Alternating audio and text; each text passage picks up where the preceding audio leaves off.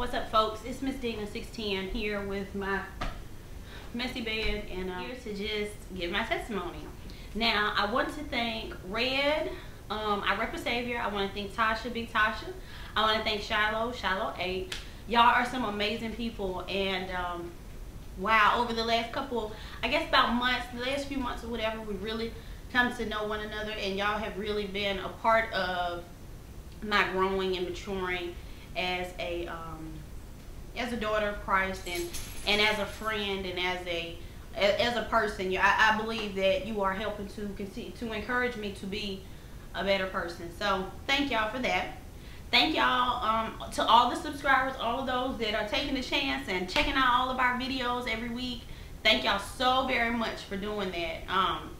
You know, it's not about us, and we don't want to be glorified you know, is anything other than children of God, and being obedient to Him. And you know, it's just the sacrifice that we're giving up so that His name can be known and made greater in the earth. So let's see my testimony. I don't, you know, and I'm quick to always discredit myself, as most people probably are, but I don't think that I have some great super story. But I do know that a lot of people live what I have already lived, and it's truly my heart's desire for people to be free, and in the areas that I've struggled with, and I know that God has brought me from to take me to the next place. And I don't want y'all to think that I'm blaming anybody, you know what I'm saying? I'm not putting any fault on anybody, you know what I'm saying? And I believe that things happen in your life for a purpose and for a reason, and I believe that God allows things to happen for His purposes, for His reasons, and so that He may get the glory out of, you know, what goes on in your life. Not for you to point fingers at people, but to just simply tell the story of how Jesus brought you to and through things. I grew up with just my mom. It was just me, my mom, and my brother.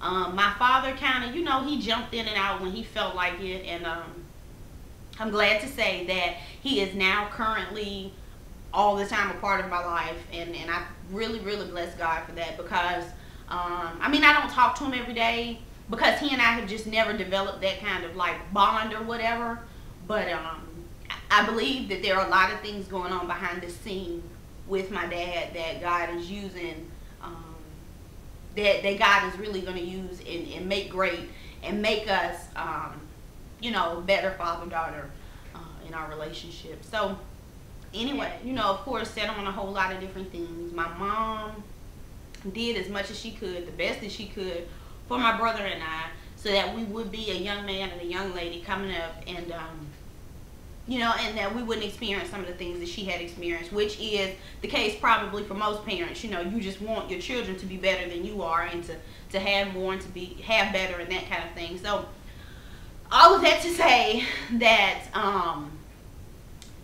I think because I was missing that part in my life, and I did not grow up in church. I mean, I knew who God was, I knew who Jesus was, I knew the stories, I knew Moses in the burning bush, and I knew, you know, Noah, and, you know, Jonah, and I knew all the stories, but I did not know God, and I didn't know the fullness of Him that I know now, which really isn't the fullness still, because I'm still learning and growing. But by not having my father there, and my mother wasn't exactly the most comforting person.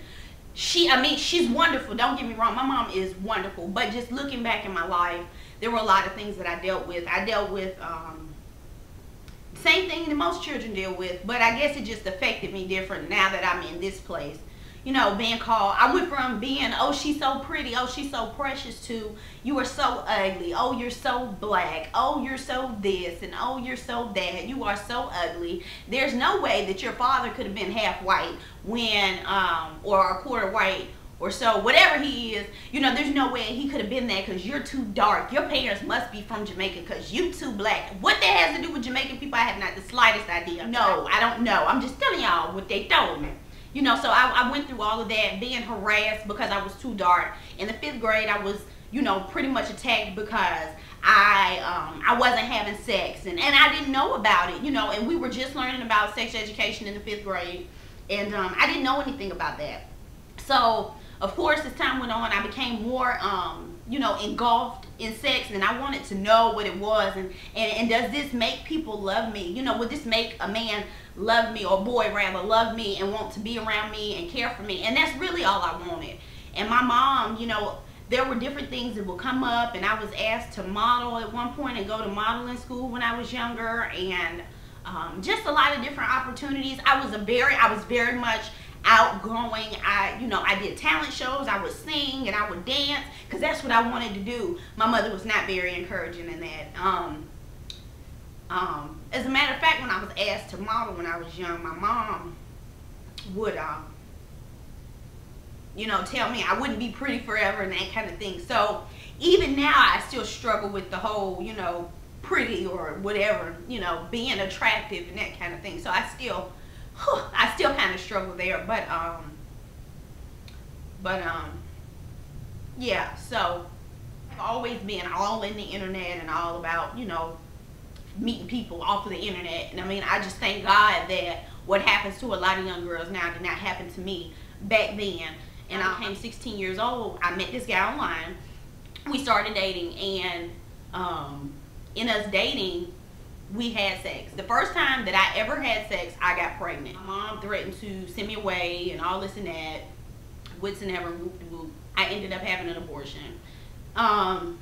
If you are ever faced with the issue of having an abortion, please don't do that, because there are psychological values that go along with this. There are things that attack you constantly through this, and you know, you just don't do it. Okay, it took me until 2 years ago to get over that, and I'm 26 years old now. So yeah, and not even 2 years ago, working on 2 years. Yeah, because my birthday's coming up. So anyway, so after that point, I was kind of drawn back after the abortion. I was kind of drawn back from people, really in like a shell, because I didn't want to do it. I felt like if I was going to be grown enough to lay down, I needed to be grown enough to get up and take care of this baby. And you know, other people didn't think that way. So that happened, and then after I guess I got healed and situated, and you know, I broke up with that guy because we just had too much going on. I got back out there, you know, so to speak, and I was just everywhere all the time, not coming home, out in the street, you know, just out there, because I wanted somebody to love me. I had lost a child. I had lost somebody that I thought cared about me, which in turn I ended up finding out was not the deal. And I was back out there. So there I was, you know, and all I remember from then is knowing that I just wanted somebody to love me. Just wanted somebody to love me and to tell me that I was pretty. And I fell for all of that stuff. That's how I ended up in bed with all these people. Just wanting somebody to love me for me. Wanting somebody to tell me I was pretty. And, you know, kind of affirming me. You know what I'm saying?